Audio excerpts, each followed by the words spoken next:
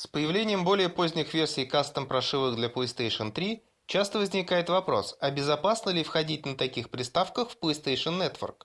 Ответ – нет, не безопасно. Во-первых, новую прошивку ставить не обязательно. Можно с тем же успехом поставить спуфер, который замаскирует вашу 3.55 под любую другую версию.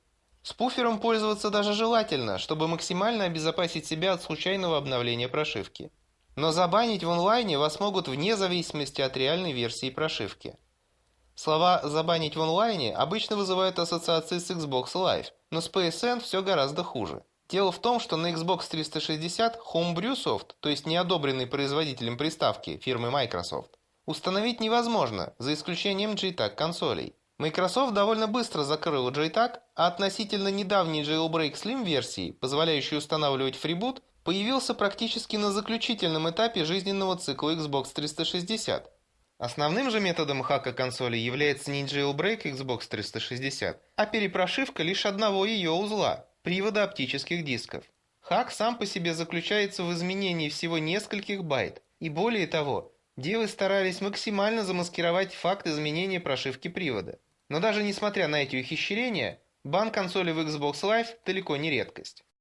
С PlayStation 3 все намного хуже. Здесь у всех взломанных приставок выполнен именно jailbreak и установлен Homebrew Soft, то есть не одобренный производителем консоли, фирмой Sony. Никаких действий по маскировке не предпринято. У подавляющего большинства пользователей установлен как минимум файловый менеджер. И достаточно зайти в папку Game и по наличию там, например, папки за определенным номером, со стопроцентной гарантией определить взломанную консоль. А поскольку любые модификации и сторонний софт явно запрещены условиями использования PSN, Sony имеет полное право забанить вашу консоль. Так что выход в PSN на джейлбрейкнутой консоли – это всего лишь риск получить бан. Но что же делать, если бан все же получен?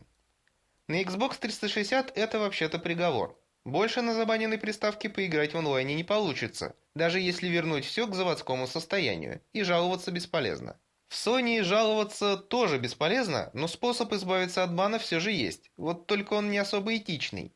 Причем не по отношению к Sony, что было бы даже приятно и достойно Робина Гуда, учитывая паскудное отношение фирмы к собственным клиентам, а по отношению к тем самым клиентам, другим игрокам, таким же как вы, владельцам PlayStation 3.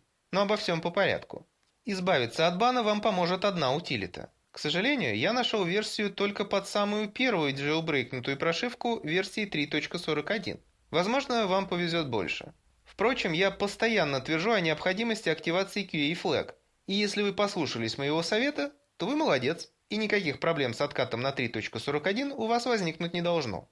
Если же не послушались, то даунгрейд будет чуть более сложным.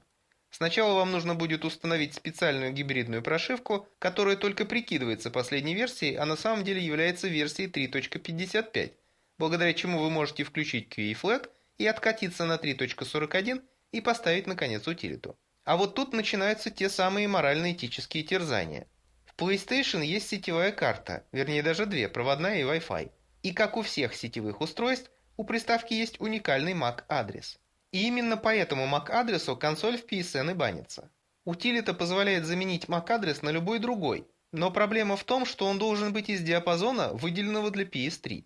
Каким образом вы достанете такой адрес, я оставлю на вашей совести. Скажу лишь, что в случае, если две консоли с одинаковыми MAC-адресами одновременно залогинятся в PSN, то забанят обе, и вашу, и ничего не подозревающего игрока, чьим MAC-адресом вы воспользовались.